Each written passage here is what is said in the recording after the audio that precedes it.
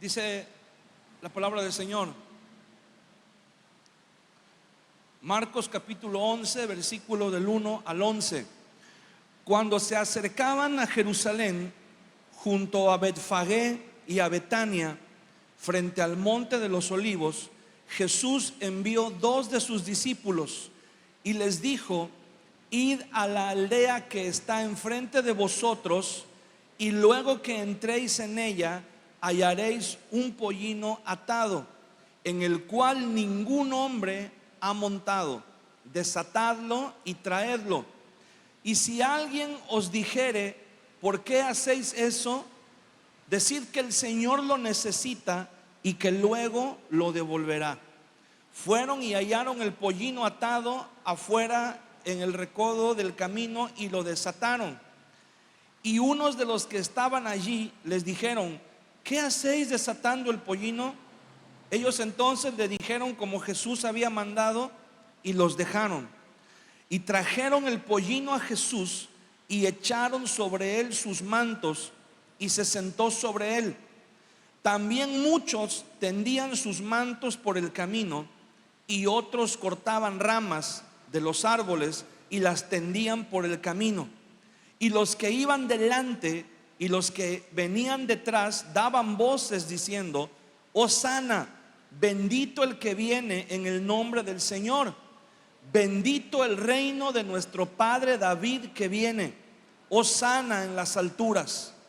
Y entró Jesús en Jerusalén y en el templo, y habiendo mirado alrededor todas las cosas, como ya anochecía, se fue a Betania con los 12.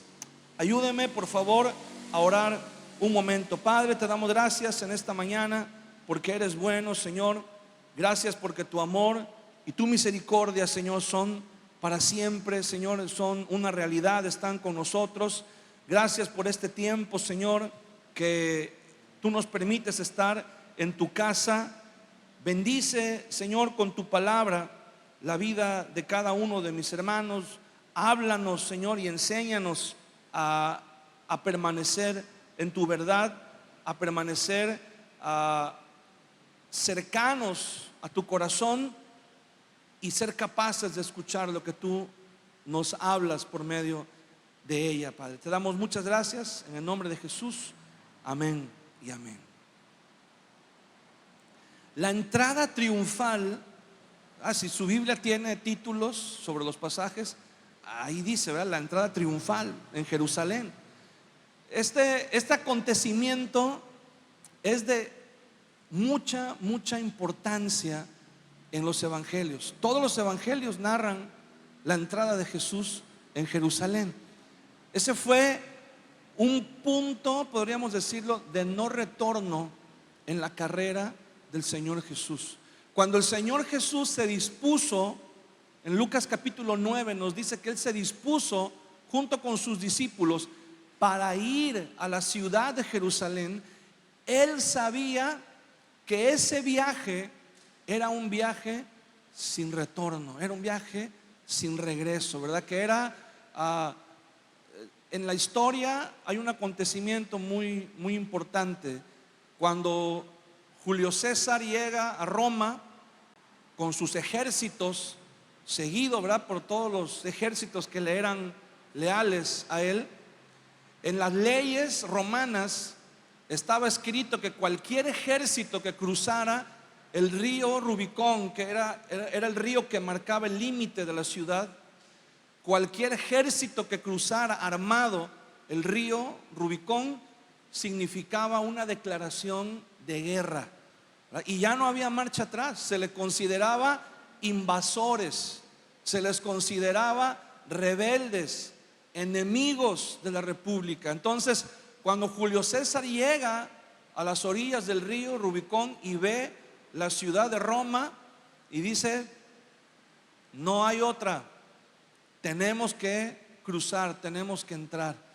Y de ahí en adelante, cuando alguien se enfrenta a una decisión difícil, cuando alguien está pensando o planeando tomar alguna acción, ¿verdad?, se dice que tiene que cruzar el Rubicón, que tiene que cruzar el río, porque una vez cruzado el río ya no hay marcha atrás, ¿verdad? Ya no te puedes echar atrás, ya no te puedes arrepentir. Entonces, la entrada de Jesús en Jerusalén era ese cruce, ¿verdad? Era ese punto de no retorno, ya no había marcha atrás, y el Señor lo sabía. Este pasaje en el Evangelio de Marcos tiene una importancia porque Marcos omite en su evangelio todas las demás visitas de Jesús a Jerusalén. Juan, por ejemplo, me refiero a las visitas en la última etapa de su ministerio, en el último viaje que él emprende a la provincia de Judea, y está alrededor de 6 meses en la provincia de Judea. Ya deja definitivamente la provincia de Galilea y está 6 meses, los últimos 6 meses de su vida. Y durante esos últimos 6 meses él viaja 3 veces a Jerusalén. Él viaja 4 veces, pero una vez no llegó hasta Jerusalén, se quedó en Betania cuando resucita a Lázaro. No llegó hasta Jerusalén, se quedó en Betania y después regresó otra vez a la orilla del río Jordán. Pero hizo 3 viajes a Jerusalén, y de esos 3 viajes Marcos no nos cuenta más que el último. ¿Por qué razón? Porque Marcos se reserva la importancia de este viaje. Marcos quiere resaltar la importancia que tiene la llegada de Jesús a Jerusalén. Él se preparó desde una semana antes. Él llegó a la aldea de Betania, donde vivían sus amigos, donde vivía Lázaro, María y Marta. Preparó, ¿verdad?, con sus discípulos un plan para realizarlo en la siguiente semana, que iba a ser su última semana. Ese día, el día que Jesús marcha con sus discípulos hacia Jerusalén, debe de haber sido algo espectacular para la gente que estaba en Jerusalén. La gente, no sé si usted ha visto alguna vez una fotografía muy famosa de la ciudad de Jerusalén. No sé si la podamos buscar, muchachos, por ahí y ponerla en la pantalla, pero hay una ciudad que hay una fotografía, que está tomada desde el Monte de los Olivos. Esa es la fotografía, es la postal más famosa, donde se ve el templo, se ve la cúpula dorada, está la ciudad de Jerusalén, pero en medio hay un valle. Esa foto es tomada desde el Monte de los Olivos. Está un valle que se llama el Valle de Hinnom, y está la ciudad de Jerusalén. O sea, la ciudad de Jerusalén está más o menos al mismo nivel que el Monte de los Olivos, a la misma altura. Entonces, todos los peregrinos que venían hacia Jerusalén pasaban por el Monte de los Olivos, era el paso obligado, y después bajaban el valle y entonces subían a la ciudad de Jerusalén. Y era algo impresionante la cantidad de peregrinos que llegaban a la ciudad de Jerusalén durante la fiesta de la Pascua. Eran casi 3 millones de peregrinos llegaban en esos días a Jerusalén. Y los contingentes más grandes, los grupos más grandes de gente, se consideraban a los rabinos más importantes, ¿verdad? Porque cuando un rabino iba hacia Jerusalén, todos sus discípulos le seguían. Entonces, puede imaginarse cuando alguien anuncia y dice: ahí viene Jesús de Nazaret con sus discípulos. Puede imaginarse, la Biblia nos dice que había un contingente que venía con él. Imagínense cuánta gente venía con Jesús. En los últimos 2 meses del ministerio de Jesús habían pasado al menos 3 acontecimientos que habían sacudido esa región. El más importante, el más llamativo de ellos, fue la resurrección de Lázaro. Eso fue algo impresionante. Después, no menos importante, ¿verdad?, fue la sanidad de Bartimeo, el ciego que todo mundo conocía, que estaba ahí junto al camino en Jericó. y había recuperado la vista. Y con esos dos testimonios había causado también un impacto en la vida de Zaqueo, y Zaqueo se había convertido en discípulo del Señor, y Zaqueo había declarado: la mitad de mis bienes doy a los pobres, y si en algo le he defraudado a alguno, se lo devuelvo multiplicado 4 veces. Entonces imagínense eso, con esos precedentes, la multitud que seguía a Jesús, muchos ya creían que Jesús era el Mesías y esperaban. Las leyendas de los judíos decían que el Mesías se iba a manifestar durante una fiesta de la Pascua. Entonces dice la Biblia que había un contingente que venía con él desde el Monte de los Olivos, y otro grupo también muy numeroso de personas salió de la ciudad de Jerusalén para recibirlo. Y entonces dice el Evangelio en el versículo 9: los que iban delante y los que venían detrás daban voces diciendo: Hosana, bendito el que viene en el nombre del Señor. Era una proclamación que estaba escrita, y déjeme llevarle, es en el libro de Salmos, capítulo 118.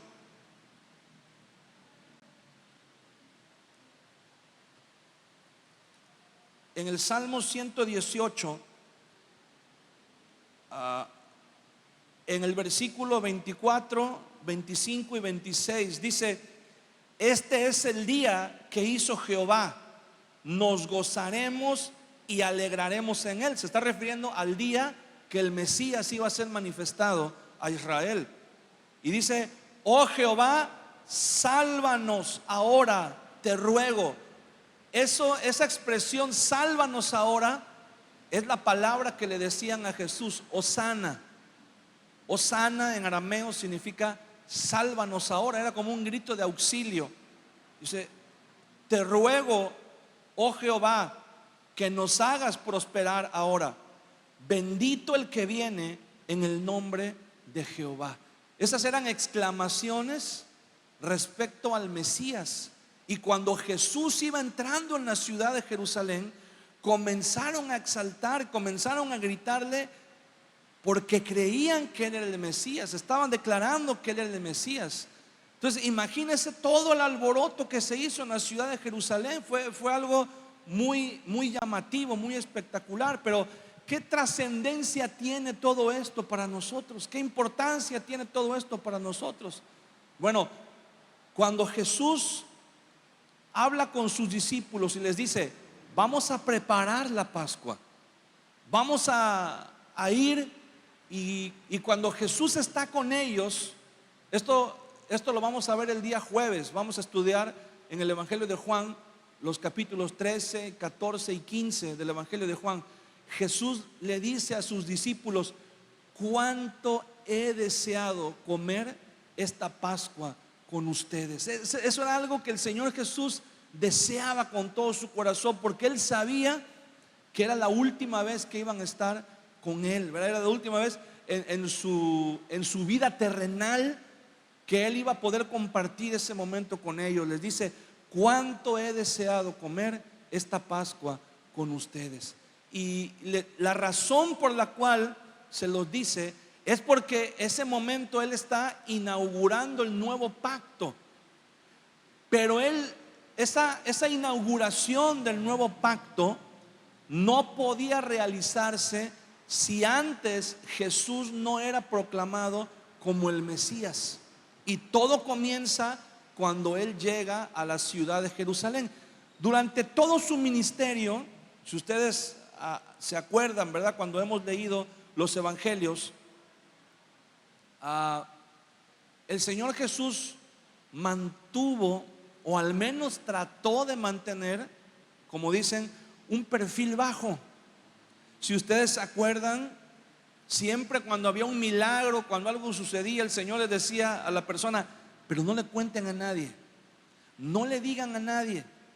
Cuando sanó a los leprosos, ¿verdad?, les dijo: no lo digan a nadie, solamente vayan y muéstrense al sacerdote. Cuando el Señor Jesús hacía algo, sucedía algo espectacular, ¿verdad? Cuando el endemoniado gadareno fue liberado, Jesús le dijo: no, no, no, no, no, tú vete a tu casa, cuéntale a los tuyos, ¿verdad?, lo que el Señor ha hecho en tu vida. Pero nunca hubo la intención en él de volverse alguien conocido, aunque la Biblia dice que se volvió muy famoso, se volvió muy conocido.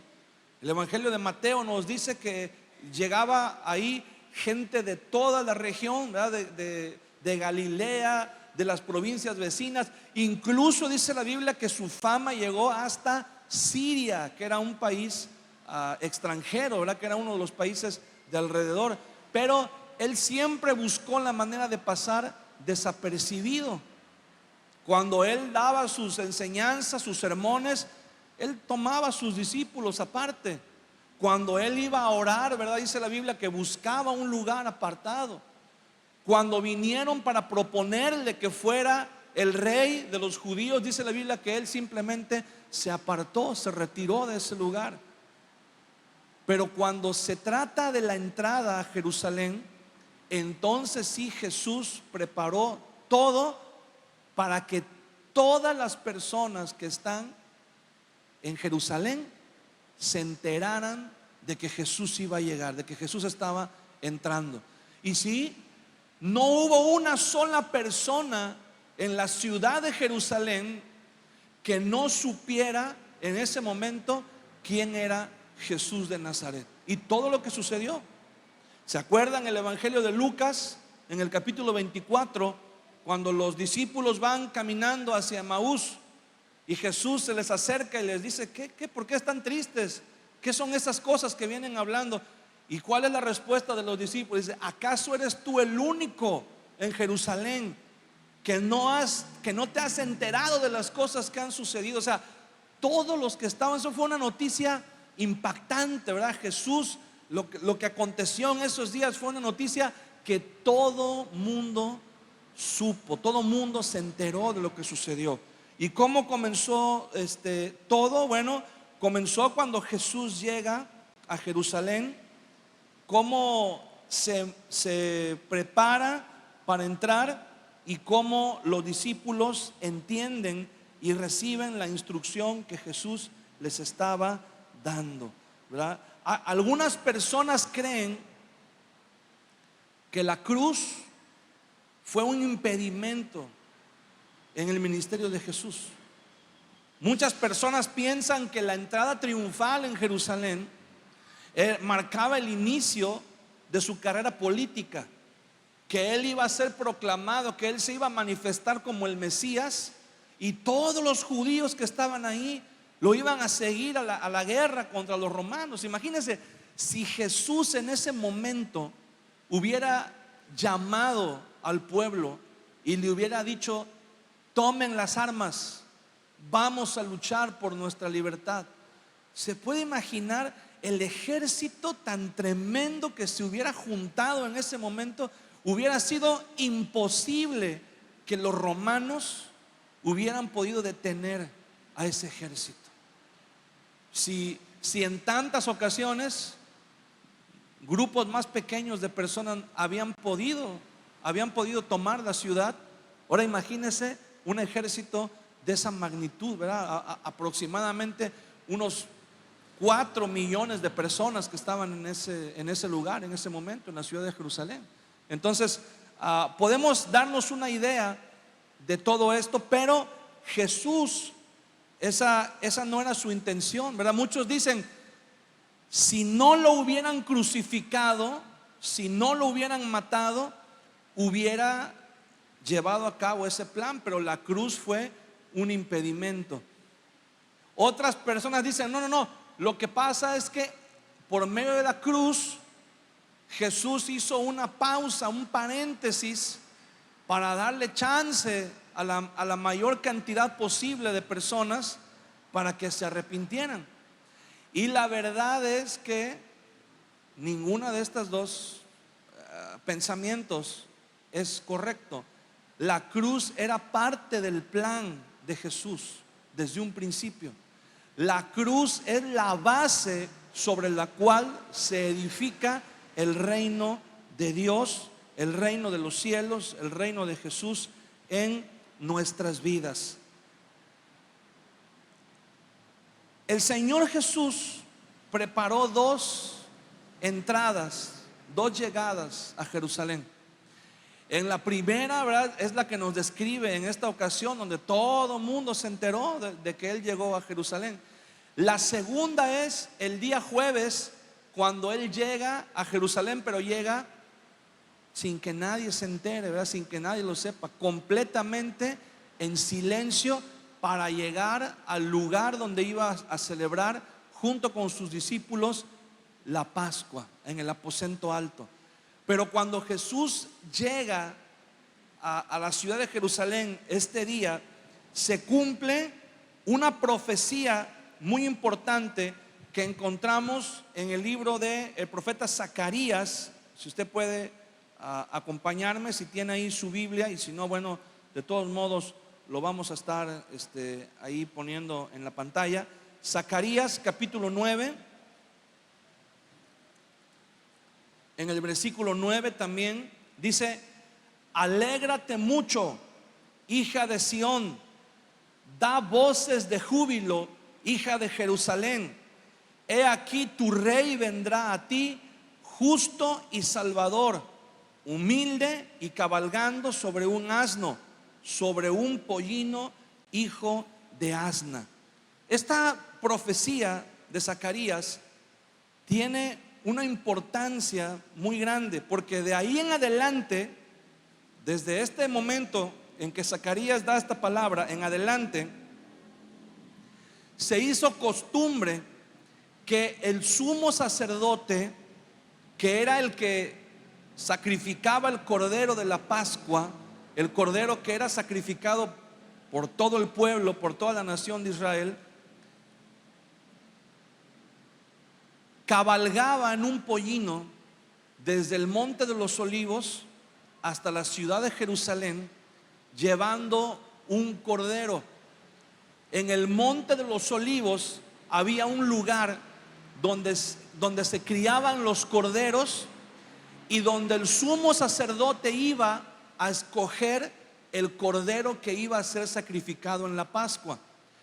Cuando el sumo sacerdote encontraba, porque dice la Biblia que tenía que ser un animal, y da las características de un año, macho, sin ningún defecto, sin ninguna enfermedad, sin ninguna malformación, sin ninguna herida, tenía que ser un animal perfecto, en perfectas condiciones.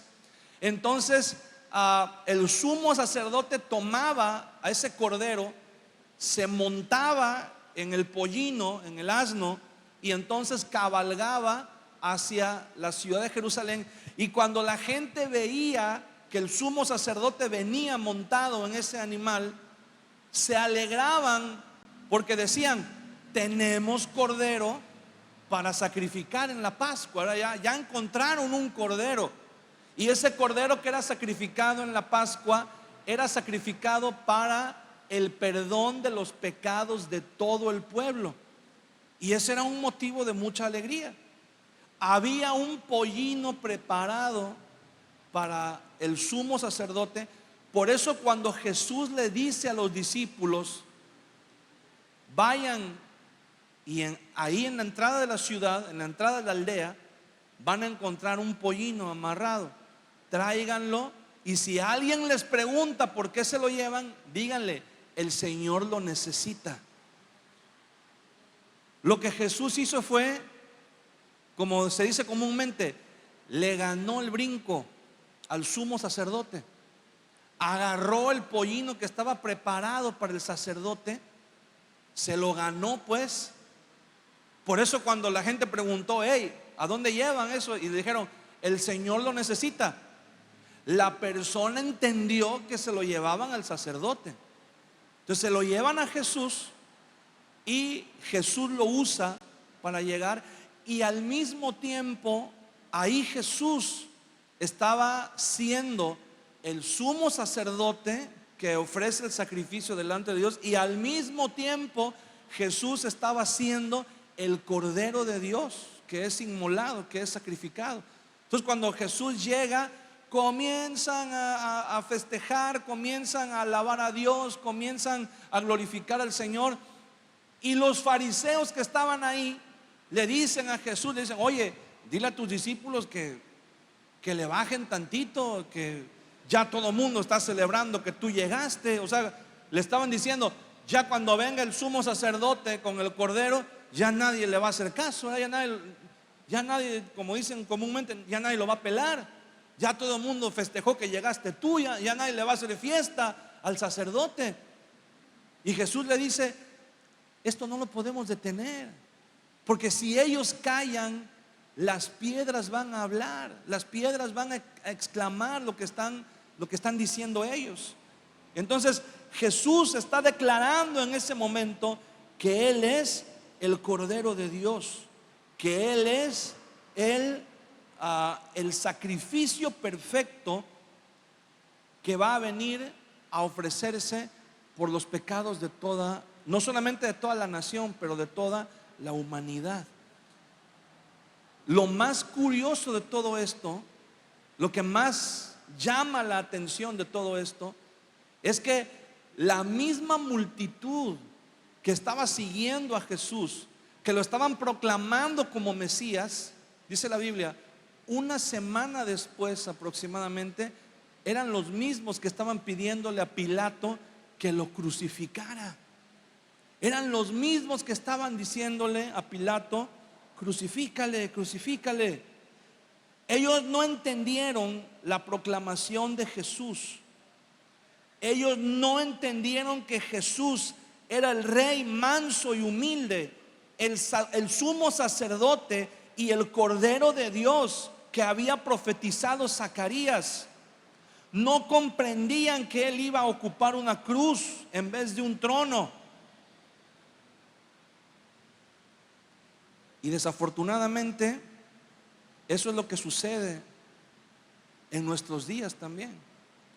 Hay muchos que no entienden quién es Jesús verdaderamente, y se emocionan, se contagian tal vez de la euforia cuando nos reunimos, cuando la iglesia se reúne, cuando cantamos, cuando alabamos al Señor, ¿verdad? Muchas veces nos contagiamos con esa euforia, pero no terminamos de entender quién es Jesús. No terminamos de entender qué es lo que el Señor nos está diciendo, qué es lo que el Señor nos está manifestando, nos está revelando.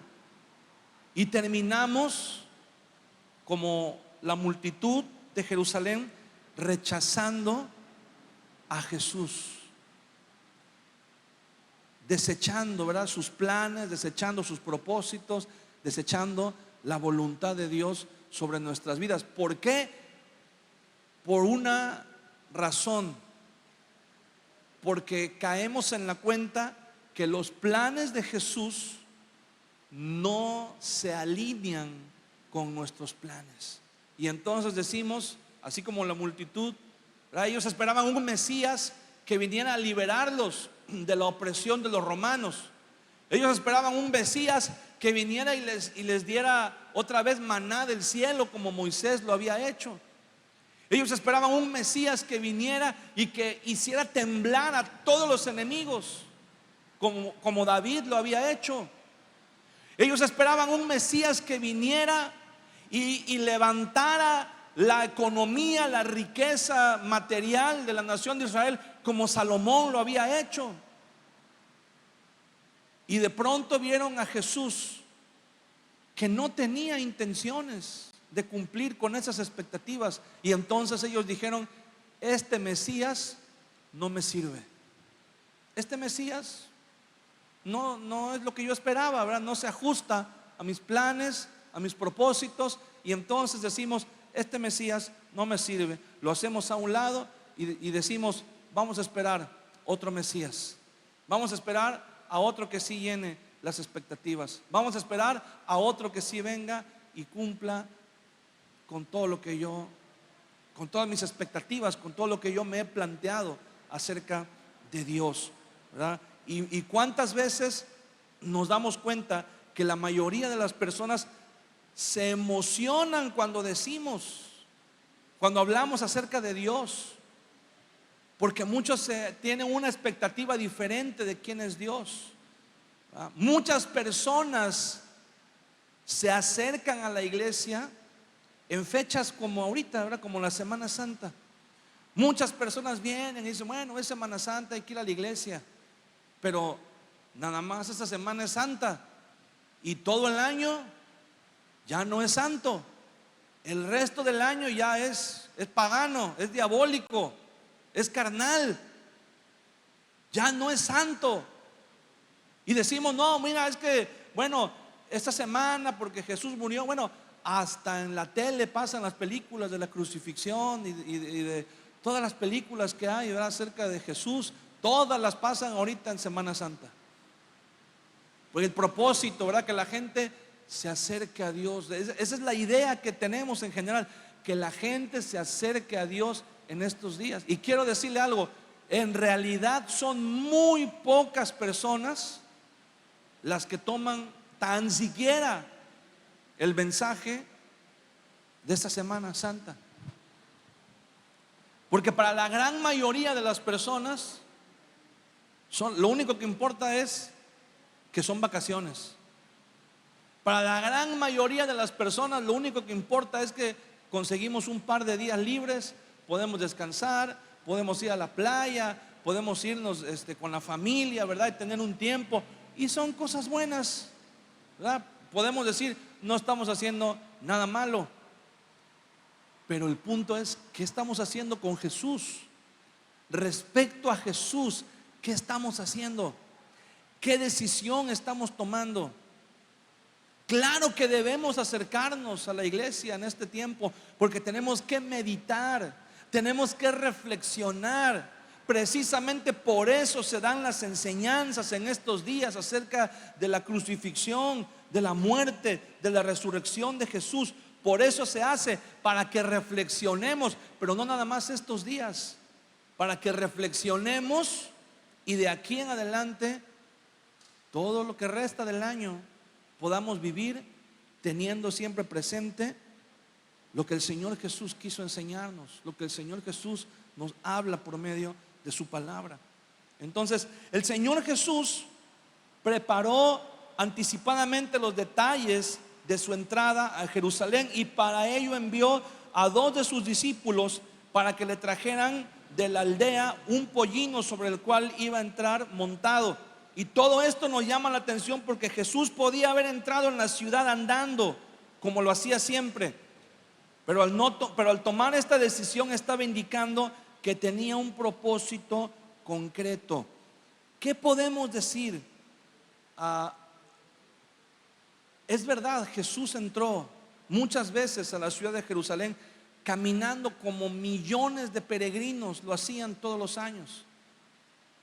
Además del simbolismo del que hablamos de Jesús como rey, como sacerdote, como cordero, hubo algo muy importante que sucedió, porque Jesús fue declarado el Mesías, no solamente como una casualidad, no solamente como una euforia colectiva, no solamente porque los discípulos le hicieron esa propaganda o esa preparación para su llegada.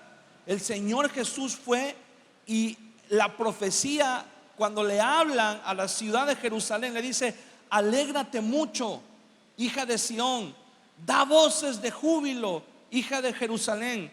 Porque cuando un rey se acercaba a una ciudad montado sobre un asno, significaba que venía en son de paz. Cuando lo hacía montado sobre un caballo, significaba que venía en son de guerra, ¿verdad? Venía a conquistar. Pero montado en un asno o en una mula, significaba que él venía en paz. Él venía a buscar una alianza, a buscar un pacto con el pueblo. Y el pueblo, la ciudad de Jerusalén, en vez de aprovechar esa oportunidad, en vez de decir: miren, tenemos la oportunidad, ¿verdad? Viene nuestro rey, viene nuestro Señor a hacer una alianza, a hacer un pacto con nosotros. No lo aprovecharon. Todo lo contrario, ¿verdad? Tiraron por la borda la oportunidad que el Señor les estaba dando de estar en paz. La única, el único ser, el único personaje en toda esta historia que al parecer entendió lo que estaba pasando, ¿quién cree que fue? ¿Pedro? ¿Juan? ¿Jacobo? ¿Andrés? Sí, ¿alguno de los? No. ¿Quién fue el único en esta historia que entendió lo que estaba sucediendo? Dígale a la persona que está junto a ti, el burro. El burro, el burrito, se fue el único que entendió. La Biblia dice, en la ley de Moisés está escrito que cuando un animal iba a ser usado para un propósito sagrado, tenía que ser un animal que nunca hubiera sido usado para el trabajo. O sea, que nadie lo hubiera usado nunca para trabajar, para ponerle una carga encima, para que llevara la yunta, el yugo, o sea, para que jalara una carreta. Para nada, no tenía que haber sido usado para nada. Y así fue.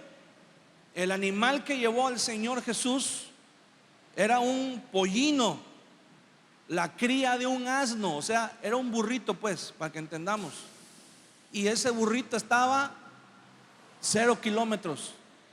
Nadie lo había usado para trabajar, nadie lo había usado para carga, nadie lo había montado nunca. Podría considerarse que era un animal salvaje. No estaba acostumbrado a llevar carga, ni a obedecer rienda, ni a nada. Cualquier persona que se hubiera montado en un animalito de eso, pues se hubiera dado cuenta de que era muy difícil domarlo, ¿verdad? Que era muy difícil someterlo, llevarlo, darle dirección con la rienda. Entonces, con Jesús fue diferente. El animalito entendió, lo llevaron con Jesús y él entendió que tenía que obedecer. Él entendió que tenía que llevar a la persona que estaba sobre su espalda, sobre su lomo, tenía que llevarlo a donde lo estaban guiando, a la ciudad de Jerusalén. Y cuando iban entrando a la ciudad de Jerusalén, dice la Biblia que ponían sus mantos, los discípulos ponían sus mantos en el camino y ponían palmas, ¿verdad? Que cortaban de los árboles ramas y las ponían en el camino. Estaban reconociendo que alguien de suma importancia venía montado en ese animal. Y ese animal obedeció y caminó por donde le estaban señalando que tenía que caminar, ¿verdad? Y aquí podríamos hacernos una pregunta interesante. ¿Estaríamos dispuestos nosotros a dejarnos guiar por el Señor? ¿Estaríamos dispuestos nosotros a hacer ese pollino sobre el cual el Señor monte para hacer su voluntad? ¿Estaríamos dispuestos a someternos a la voluntad del Señor? Sí, porque más adelante el Señor compara, ¿verdad? Alguien podrá decir: oiga, pastor, pero válgame la comparación, ¿verdad? Que estamos haciendo. Bueno, cuando el Señor tiene un encuentro con Pablo, con Saulo, cuando iba camino a Damasco, le dice: Saulo, yo soy Jesús a quien tú persigues. Y le dice: dura cosa te es dar cosas contra el aguijón. El aguijón está hablando, lo que le está diciendo el Señor a Pablo es que los bueyes, cuando se les ponía la yunta, se les ponía también un aparato en la parte de atrás que era el aguijón, para que no patearan al que iba dirigiendo la yunta. Entonces el Señor le está diciendo a Pablo: Pablo, tú nada más eres el buey que lleva la yunta. Tú no eres el que decide hacia dónde va la dirección. El que decide es el que lleva la rienda. Le está diciendo: tú nada más eres el buey que lleva la yunta. No patees, porque lo único que vas a lograr es hacerte daño. Estás pateando el aguijón, te vas a lastimar. Mejor te conviene irte derechito, ¿verdad? Entonces le está diciendo a Pablo, tú eres el güey que lleva la yunta. Entonces, si estamos dispuestos como Pablo a ser el güey que lleva la yunta, pues también debemos estar dispuestos, en este caso, ¿verdad?, a ser como ese pollino que lleva a Jesús, que va cargando a Jesús. Hermano, por un momento piense esto. Imagínese al burrito, vamos a decirle burrito porque pollino se oye medio raro. Imagínese al burrito entrando a la ciudad de Jerusalén y de repente la gente comienza a cantar, a aplaudir, la gente comienza a hacer reverencias, la gente comienza a poner sus mantos en el camino para que el burro pase, para que el burro camine arriba de los mantos y arriba de las palmas. Por un momento, si pudiéramos leer los pensamientos del burrito, ¿qué hubiera pensado el burrito en ese momento? Tal vez el burrito hubiera pensado, órale, mira cómo me aplauden, mira cómo me reciben, mira cómo me están cantando, mira cómo la gente se puso bien contenta porque vine, porque llegué. Y ¿sabe qué? Si el burro pensó eso, no lo sabemos, pero si el burrito pensó eso, qué decepcionante debe haber sido para él cuando Jesús llegó a la ciudad de Jerusalén, se bajó del burro y siguió caminando, y la fiesta siguió a Jesús y el burrito se quedó solo ahí en un rincón amarrado. Qué triste, si él pensó de esa manera, qué triste debe haber sido el final para él, ¿verdad? Qué decepcionante.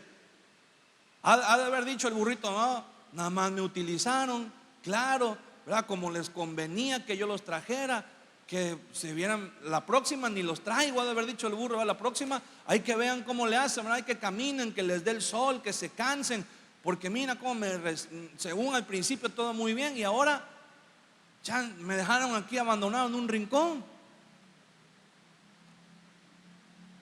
Parece chusco, pero nos puede suceder, nos puede llegar a suceder, hermano, si no tenemos bien en claro que los aplausos, que la gloria, que la reverencia es no para nosotros, sino para el que viene.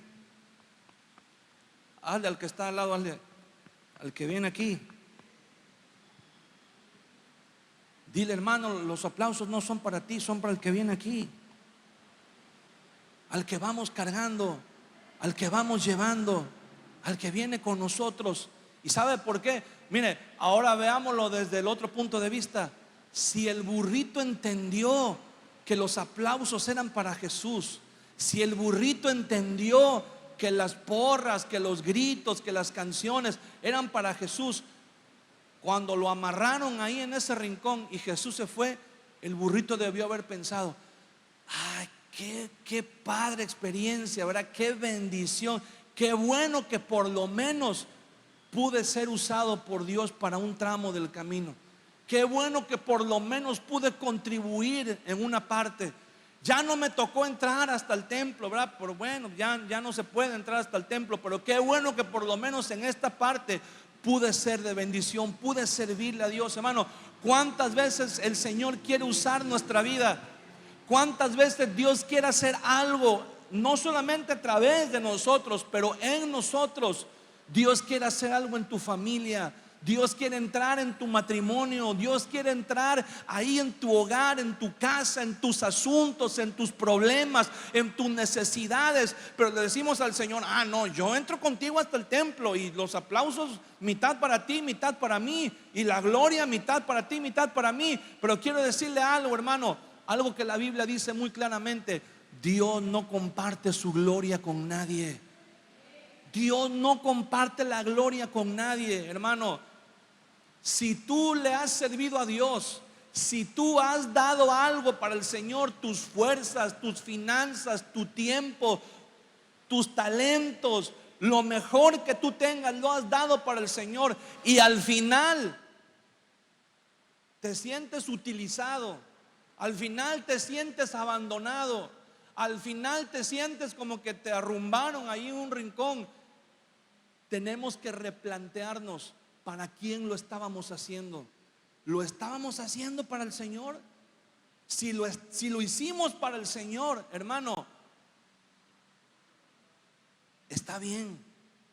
Si lo hicimos para el Señor, podemos descansar y podemos decir, bueno, hasta ahí el Señor consideró que mi ayuda, mi intervención era oportuna, y nos vamos a quedar satisfechos. Imagínense cuando el burrito lo llevaron de regreso con los demás burros al corral, que ha de haber dicho, oigan, no me van a creer lo que les voy a contar. No, de verdad, fue algo impresionante. Mira, el Mesías, el que todos están esperando y nadie se da cuenta que está entre ellos. Miren, aquí lo llevé. Aquí lo llevé. Tuve el privilegio, tuve el honor, tuve la bendición de llevarlo. Ya de ahí donde yo lo dejé en adelante, pues ya se fue con otros y ya la fiesta se fue para allá. Pero el tramo que me tocó llevarlo a mí, lo llevé de corazón, lo hice de corazón. ¿Cuántos de nosotros podemos decir lo mismo? ¿Cuántos de nosotros podemos decir, pues mira, lo que me tocó hacer lo hice de corazón, o lo que me está tocando hacer lo estoy haciendo de corazón? Si hay alguien que no lo valora, si hay alguien aquí que no lo toma en cuenta, quiero decirle algo, hermano. Desafortunadamente el ser humano por naturaleza tiende a ser malagradecido.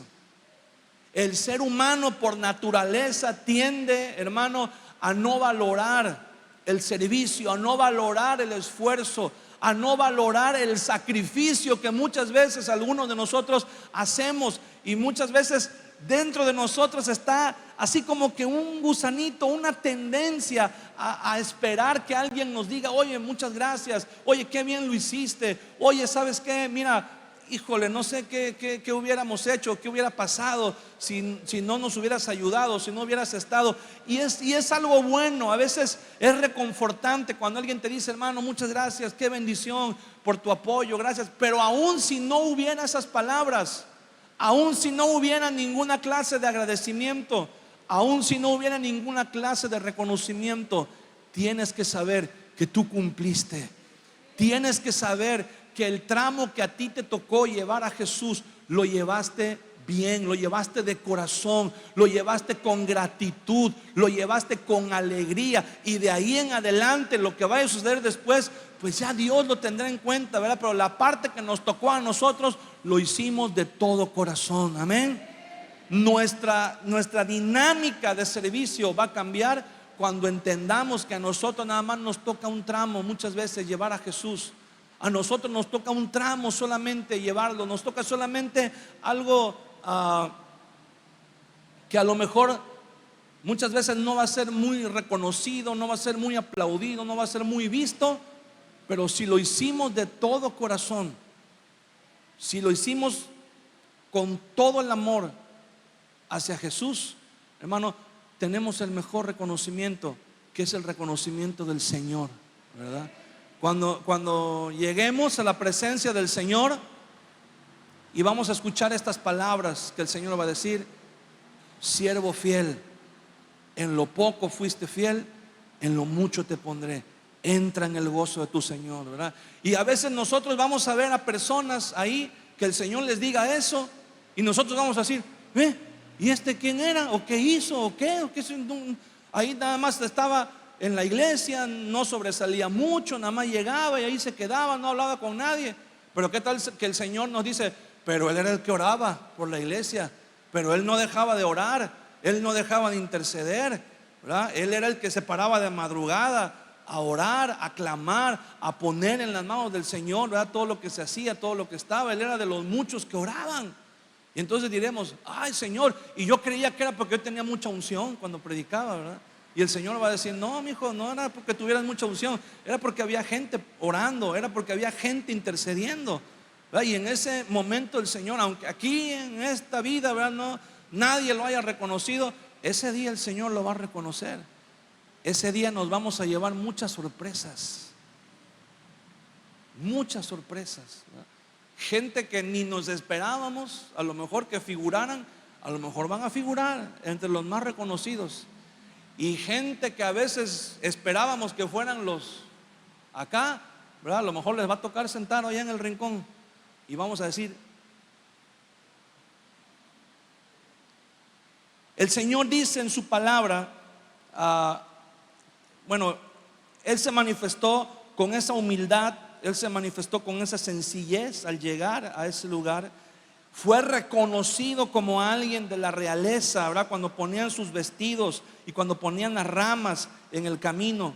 Cuando nosotros reconocemos al Señor Jesús, ¿verdad? Todo lo que nosotros tenemos, nuestros dones, nuestros talentos, sea poco o sea mucho, ¿verdad? No importa. A lo mejor hay gente que puede pensar, tengo muy poco que ofrecer al Señor, o a lo mejor no sé hacer muchas cosas y vengo nada más a ver qué eso es. Pero cuando tú lo haces de corazón, ¿verdad? Como la gente lo hizo delante del Señor, eso tiene mucho valor, ¿verdad? Eso tiene para el Señor mucha importancia. Cuando los discípulos comenzaron a clamar, cuando los discípulos comenzaron a exaltar el nombre del Señor y comenzaron a decir, Hosana al que viene en el nombre del Señor, y los fariseos dijeron, no, Señor, por favor toma ahí el control con tus discípulos, no dejes que hagan estas proclamaciones, porque ya no vamos a tener nada que festejar cuando venga el sacerdote con el cordero para el sacrificio. Y el Señor les dice, no, mira, no te preocupes, si estos callan, las piedras hablarán. No los podemos detener, no los podemos parar. Y después de eso dice algo muy importante. En Malaquías capítulo 3, Malaquías está después de Zacarías.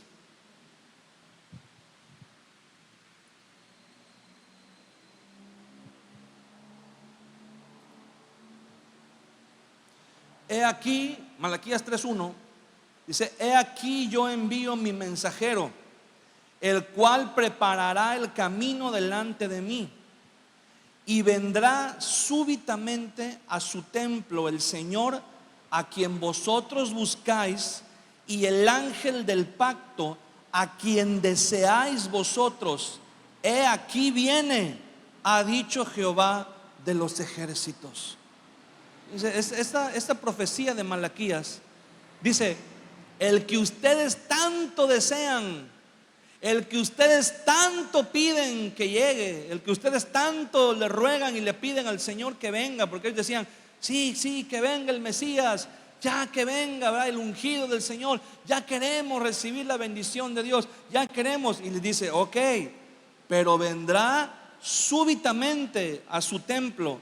¿Qué significa súbitamente? Significa repentinamente, de manera inesperada, cuando menos lo esperan. Dice, el Señor a quien vosotros buscáis, y el ángel del pacto a quien deseáis vosotros. He aquí viene, ha dicho Jehová de los ejércitos. El Señor viene, hermano. Jesús llegó, dice la Biblia, y vio el templo. Él vio alrededor, vio lo que estaba sucediendo. No solamente llegó a Jerusalén, pero llegó al templo. No solamente llegó al palacio de los sumos sacerdotes, pero llegó al templo, porque Malaquías dice que vendrá súbitamente a su templo. Y dice la Biblia algo muy, muy importante. Ahí en Marcos 11, vamos a leer otra vez. Dice, y entró Jesús en Jerusalén y en el templo, y habiendo mirado alrededor todas las cosas, como ya anochecía, se fue a Betania con los 12. Dice, y habiendo mirado, la palabra que se traduce como mirar, se traduce como, es una palabra que significa observar con detalle, observar con detenimiento. Dice que llegó al templo y observó. No dijo nada, solamente observó. Ese fue el día domingo. Al día siguiente, el lunes, cuando él llegó al templo, hermano, no llegó, no preguntó, no dijo buenos días, no avisó, no preparó, no le dijo a nadie, simplemente entró en el templo y dice la Biblia que comenzó a voltear las mesas, comenzó a abrirle la jaula de los animales que estaban ahí, comenzó a correr a todas las personas que estaban ahí, hizo una limpieza, lo que se llama la purificación del templo. Lo hizo 2 veces, está 2 veces en la Biblia. Una la menciona en el Evangelio de Juan, y esta es la segunda vez que lo hacía. No confundamos las dos, ¿verdad? Esta vez el Señor Jesús dice que corrió a todos los que estaban vendiendo animales en el templo. Pero el día domingo por la tarde solamente llegó al templo y observó, vio todo lo que estaban haciendo.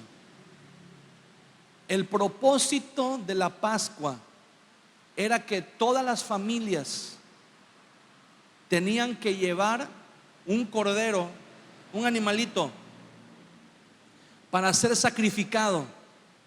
Lo sacrificaban en el templo y después se lo llevaban a su casa y lo preparaban para comerlo en la noche de la Pascua.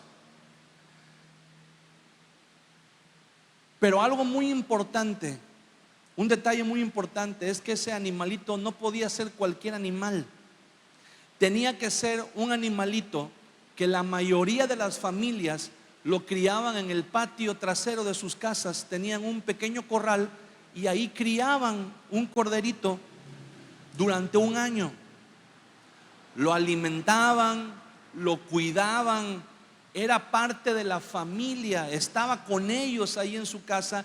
Y cuando llegaba el día de la Pascua, lo llevaban al templo y delante de ellos el sacerdote le cortaba la garganta. Y ellos observaban cómo el animalito moría de esa forma tan cruel. ¿Se puede imaginar?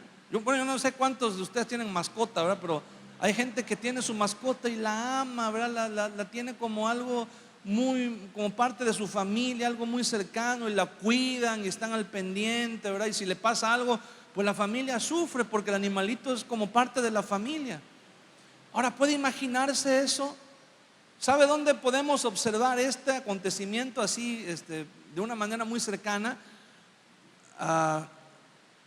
Cuando David peca con Betsabé y el profeta Natán llega y le dice: oye, David, tenemos un caso aquí que te quiero platicar, ¿verdad? Un caso sin resolver. Queremos que nos des tu punto de vista jurídico acerca de cómo hay que proceder en este caso. Dice: mire, había un hombre muy rico que tenía muchas ovejas, muchos corderos, y recibió una visita, recibió a una persona que hospedó en su casa.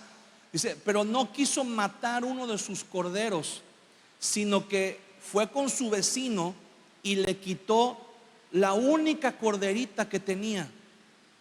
Tenía una corderita que estaba con su familia, que comía de su plato y dormía en la cama con ellos, con su familia. O sea, ahí está describiendo lo que era criar el cordero para la Pascua. Estaba con ellos, y este hombre malvado, el rico, dice, vino y se la quitó y la mató para ofrecerle de comer al visitante que había venido.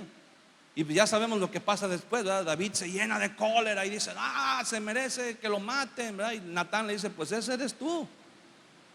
Pero ¿cuál era el propósito de esto? Porque era algo sumamente cruel. Imagínate, criar un animalito durante 1 año, convivir con él, verlo crecer, verlo que se encariñara con la familia, y el día de la Pascua llevarlo al templo y ver cómo le cortaban la garganta. Pero esto tenía un propósito, y el propósito era que la gente entendiera que el animalito estaba muriendo por causa de los pecados de la persona. Porque al morir el animal, Dios juzgaba los pecados de la persona en el animal. Pero para que realmente tuviera sentido, a la familia, o al menos al padre de familia, le tenía que doler la muerte del animal. Tenía que tener empatía con el animal, una cercanía, para que cuando lo viera morir le doliera y dijera: pobre animal, está muriendo por mi culpa, porque yo soy tan pecador que necesito ofrecer un sacrificio.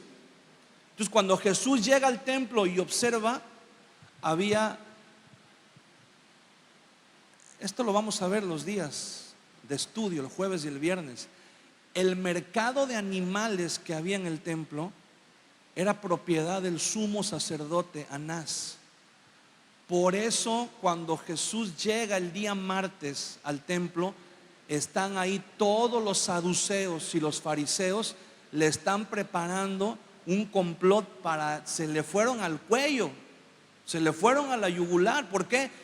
Porque les había desbaratado su negocio que tenían. Era propiedad del sumo sacerdote, el mercado, el que tenían ahí en el templo. Entonces, cuando Jesús llega al templo el día domingo, observó.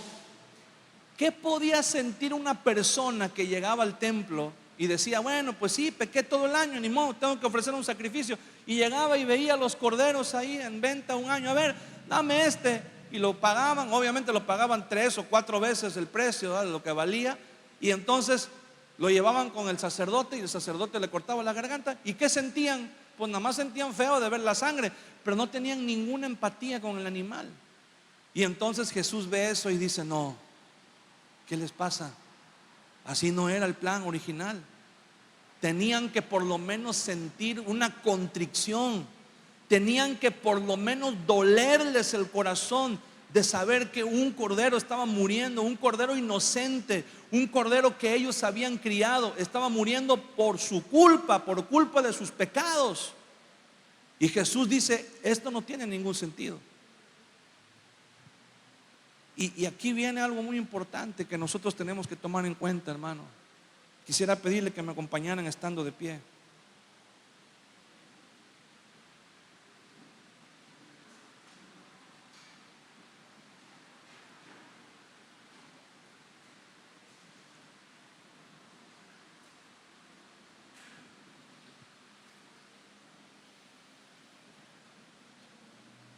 Y la pregunta que todos deberíamos hacernos es: ¿qué ve Jesús cuando observa tu corazón? ¿Qué ve Jesús? No, fíjese bien, Jesús no llega, por eso es muy importante el significado de esta palabra. Dice que Jesús observó con detalle, vio todo. Jesús dijo: esto se ha convertido en un mercado, en un circo, en un negocio. Por eso Jesús lo llamó cueva de ladrones. Y Jesús dice: esto no tiene ningún sentido. Y entonces Jesús va y les voltea las mesas y los corre, ¿verdad? Dice, en alguna versión dice que tomó un fuete y corrió los animales, los echó, y en ese momento podían haberlo apresado y podían haberlo llevado a la cárcel y pudieron haberlo. ¿Por qué no lo hicieron? Porque la ley claramente respaldaba lo que Jesús estaba haciendo. Ellos no tenían ningún argumento para acusarlo. Si ellos hubieran ido con las autoridades, hubieran dicho: hey, es que Jesús corrió los animales que estaban en el templo y volcó las mesas y todo. Y entonces delante de la autoridad hubieran dicho: bueno, ¿y por qué había un mercado en el templo? ¿Por qué estaban vendiendo eso en el templo? No tenía ningún sentido, no tenía ninguna razón de ser. Simplemente era que le habían quitado todo el significado a los rituales. Le habían quitado todo el significado a las actividades del templo. ¿Qué ve Jesús cuando ve en tu corazón? Cuando observa, Él observa con detalle, Él observa con detenimiento, Él examina el corazón. ¿Qué ve? Dice que como ya estaba anocheciendo, Jesús se retiró a Betania junto con sus discípulos. Pero esa noche Jesús planeó lo que iba a hacer al día siguiente. Esa noche Jesús planeó y dijo: mañana no puedo llegar al templo y comenzar a predicar y a enseñar mientras ese mercado siga ahí. Primero tengo que destruirlo, primero tengo que destrozarlo, primero tengo que sacar todos los animales y toda la inmundicia, la tengo que sacar de ahí del templo para poder empezar a enseñar, para poder empezar a predicar, para poder empezar a traer el mensaje, lo que Dios me ha mandado a predicar. ¿Qué es lo que observa Jesús en nuestros corazones? ¿Hay temor de Dios? ¿Realmente estamos sirviendo a Dios por amor? ¿Realmente estamos haciendo la parte que nos toca hacer por amor? ¿Qué te toca hacer por amor? A lo mejor te toca participar en alguna actividad en la iglesia, pero a lo mejor no. A lo mejor te toca ser un hijo. ¿Estás siendo un buen hijo? A lo mejor te toca ser una esposa. ¿Estás siendo una buena esposa? ¿Estás siendo un buen esposo? ¿Estás siendo un buen padre de familia? ¿O solamente estás haciendo las cosas de manera mecánica, de manera rutinaria, sin sentir, sin que haya en tu corazón esa pasión, sin que cada detalle, cada cosa que hagas, tu corazón esté involucrado, tu gratitud esté involucrado? ¿Qué hay en nuestro corazón? Muchas veces nos excusamos detrás de los errores de otros. A veces decimos: no, pues sí, yo estoy mal, pero mira, el otro está peor. El otro hace esto y hace lo otro y hace acá y vive así y habla así y piensa así y su matrimonio está así. Entonces pues yo la salgo librando. A veces pensamos eso. A veces decimos: no, pues comparado con el de al lado, yo la libro, ¿verdad? Yo he escuchado a gente decir: en comparación con fulano de tal, yo soy un santo. Y en comparación con Jesús, ¿qué eres? ¿Qué somos en comparación con Jesús? ¿Qué hay en nuestro corazón? ¿Qué hay en tu templo? Cuando el Señor observa tu corazón, ¿qué planea hacer el día siguiente? ¿Qué planearía Jesús hacer mañana en tu corazón si Él viniera a observarlo? Y Él lo está observando el día de hoy. ¿Planearía venir y traer su bendición? ¿O diría: antes tengo que desbaratar todo lo que este tiene aquí armado? ¿O diría: antes tengo que correr todos los chivos que tiene aquí este guardado? Antes tengo que cambiar, tengo que barrer, tengo que darle la vuelta a su manera de pensar, a su manera de concebir el servicio, a su manera de concebir el amor, el perdón, la gracia. ¿Qué observa Jesús cuando observa tu corazón? Mi corazón.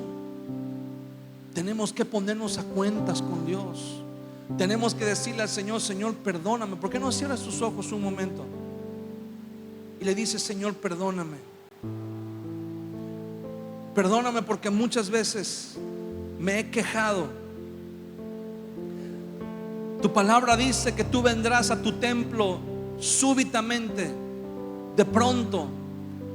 El que tanto desean, el que tanto claman porque venga, dice la palabra. ¿Cuántas veces hemos dicho: ven Señor Jesús, ven, yo quiero que te manifiestes, yo quiero que me uses, yo quiero? Pero la pregunta es: ¿estás preparado para cuando el Señor venga? ¿Estás preparado para cuando el Señor quiera usarte? ¿Estás preparado para cuando el Señor quiera venir a hacer su obra en tu vida? ¿O primero tendría que desmantelar un mercado? ¿O primero tendría que desmantelar el orgullo que hay en nuestro corazón? ¿Primero tendría que desmantelar nuestras justificaciones? ¿Primero tendría que desmantelar la amargura, el resentimiento, la falta de perdón que hay? ¿Qué tendría que desmantelar el Señor antes de establecer su reino, antes de establecer su voluntad en nuestra vida? ¿Qué tendría que desmantelar el Señor? ¿De qué tendría el Señor que limpiarnos? El Señor está observando tu corazón, mi corazón, en este instante. Y el Señor quiere hacer una obra en tu vida. A lo mejor tú estás sufriendo, a lo mejor tú estás padeciendo por una injusticia, a lo mejor tú estás en una situación que dice: Señor, no puede ser. Yo quisiera servirte con todo mi corazón, pero mira cómo estoy por culpa de tal persona, por culpa de mi esposa, por culpa de mi esposo, por culpa de mis padres, por culpa de mis jefes en el trabajo, por culpa de los hermanos en la iglesia, por culpa de tal y tal y tal. Y podemos excusarnos de muchas cosas. Los que estaban vendiendo animales en el templo pudieron decir: pero no, el negocio no es mío, yo nada más estoy encargado. Pero el asunto es que estaban ahí sabiendo que era incorrecto. Y muchas veces estamos justificándonos y diciéndonos: sí estoy haciendo esto, sí estoy en esta condición, pero no es culpa mía. Alguien me puso aquí, alguien me trajo hasta aquí, alguien me causó este daño. Y a veces necesitamos decirle al Señor: Señor, no estoy listo, no estoy lista para lo que tú quieres hacer en mí, pero quiero estarlo. Enséñame, Señor, a purificar mi corazón. Enséñame a purificar mi vida. Enséñame a purificar mi templo, Señor, para que cuando tú vengas no encuentres una cueva de ladrones, encuentres una casa de oración, Señor. Encuentres un lugar de reposo, encuentres un lugar donde tu nombre es adorado, encuentres un lugar, Señor, donde haya una expectativa de tu llegada, donde se te está esperando, donde se te anhela, donde se te desea, Señor, donde se te ama.